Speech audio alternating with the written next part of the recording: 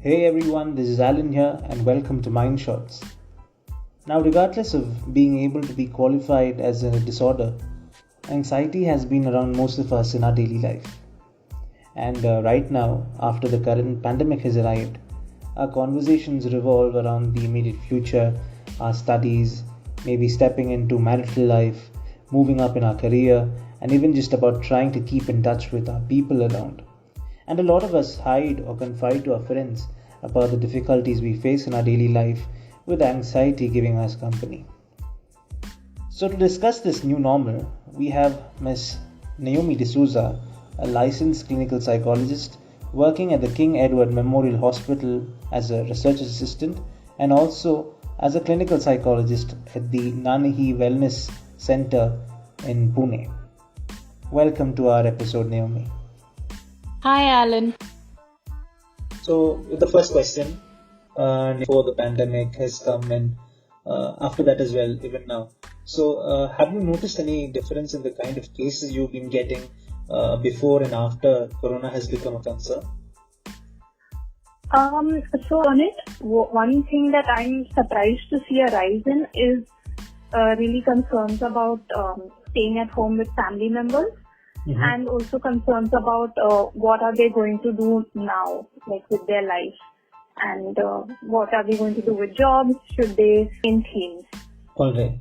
And were there any issues regarding maybe, the whole uncertainty regarding the immediate future, some people being isolated, so they're always feeling that, they are not being productive anymore as they were before. Mm-hmm. Were there any kind of, issues reported like that? Yeah, actually, that was a good question or point, because that was another concern that was brought up. And it started a good 5 months ago in the month of March. So at that time, although that was what I was expecting, that there was a complaints of lack of productivity, that wasn't as much a concern then as it's now. So now when things are starting to open up, it seems like people are looking back at the last 5 months and saying that they wasted their time in the lockdown. They could have done a lot of things which they haven't done. They could have learned new things or made new things, and they're looking at a lot of these things on social media, and then saying that so many people are able to learn new things and make bread and cook fancy meals and paint, but they haven't been able to do it. So that comparison seems to be coming up a lot now within the last 1 month. All right. Also, we have heard from people that at this point, right now also, why did I develop anxiety, or why am I feeling so worried about it?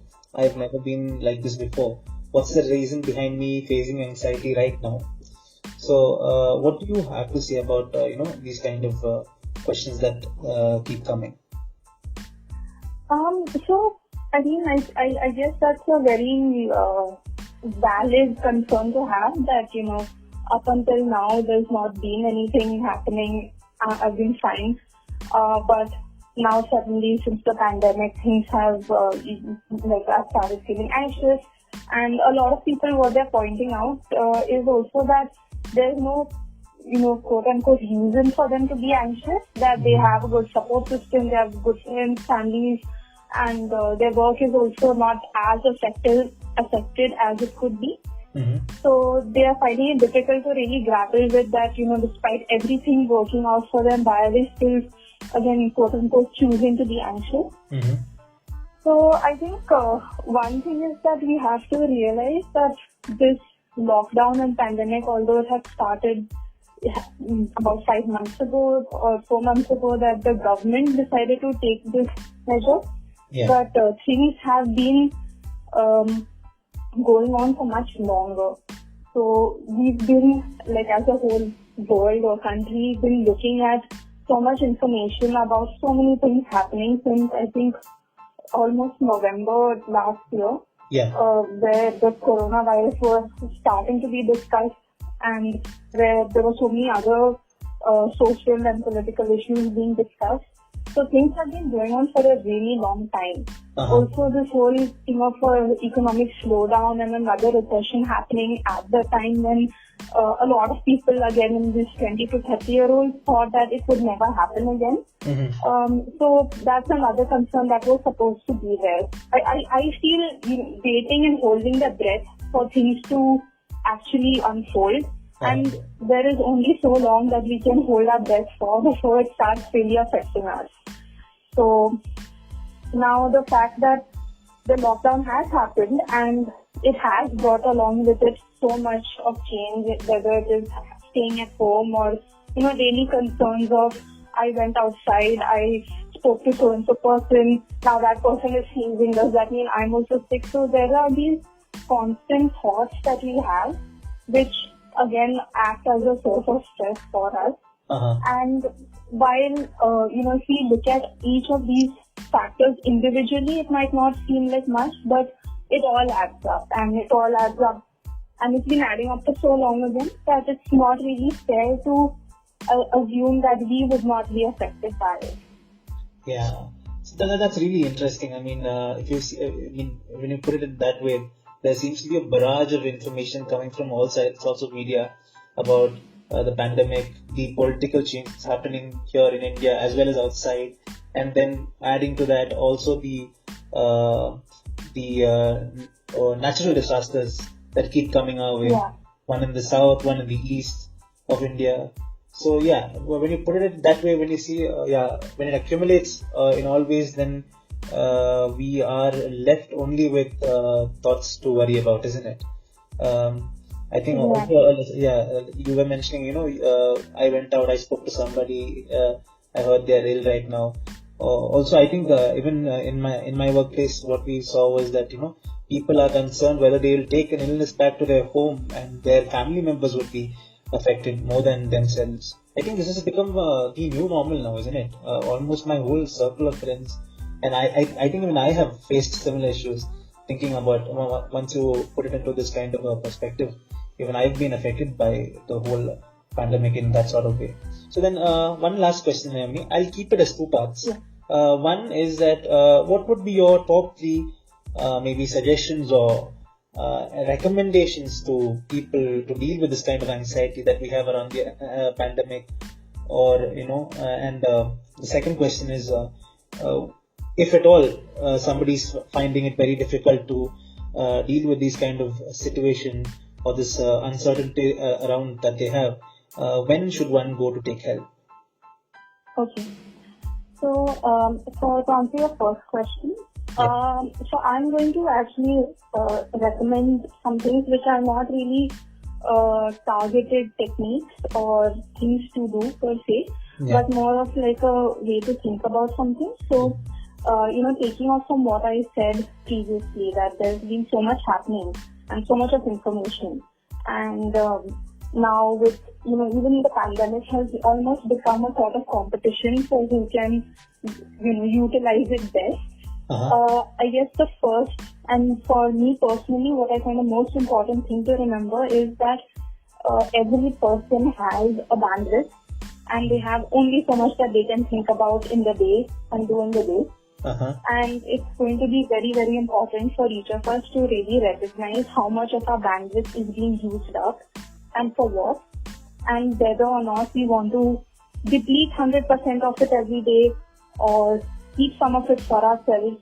That's going to be a personal choice. But it's very, very important to kind of focus inwards, look at ourselves and understand that we are using a lot of our mental and emotional and sometimes even physical resources to even just get through the day. And every day will not be the same.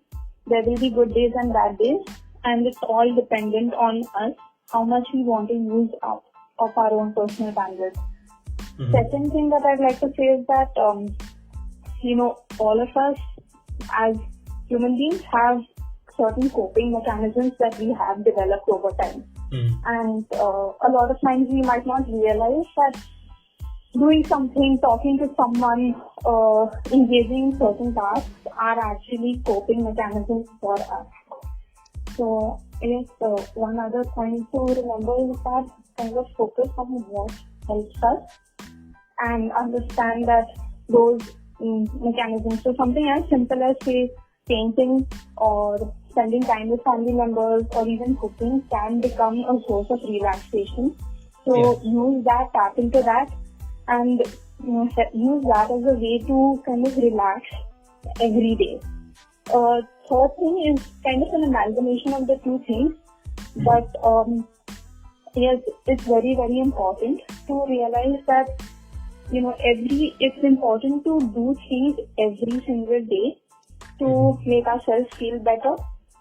And it's not going to be enough that only when we start feeling physically sick or mentally overwhelmed that we try and scramble to do something like speak to a family member, speak to a therapist also. But it needs to be done every day. So every day, even if you're feeling really good about yourself and all bright and chirpy, it's still important to take some time out for yourself and sit down, and even if it is, like I said, paint or talk or cook, but do something for yourself every single day. The second thing to answer your second question, so I personally feel that there is, the right time to get help is when you are ready for it. So there's no, definitely if you're feeling overwhelmed, if you're feeling like you have been experiencing low mood for a long time, or if you're feeling very anxious, then definitely get help.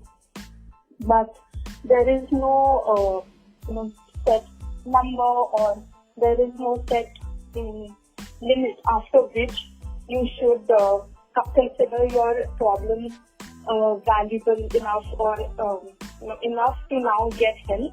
If you feel like talking, if you feel like the people around you are not able to give you the amount of time or emotional support that you need, then you can get help. So there is no problem that is too small that you can't speak to someone professional regarding. Rightly said. Yeah. Okay. Thank you so much, Naomi. Thank you. Yeah, I think with this we'll wind up today's episode.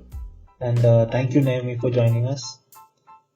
Okay. You're welcome. It was nice talking to you. Yeah. Thank you. Also, let me remind you, the contents of this episode are not intended to be a substitute for professional advice, diagnosis, or therapy. Always seek the advice of a qualified mental health professional concerning your queries you may have regarding a disorder or medical condition. Never disregard professional advice or delay in seeking it because of something you have read or heard from this page. With this, we wind up today's episode. Thank you guys for listening in. Hope you guys were able to relate with what we have discussed today. Do comment if you have more questions and we'll try answering them. And also let us know what else you want us to cover in our podcasts. Be resilient and keep safe.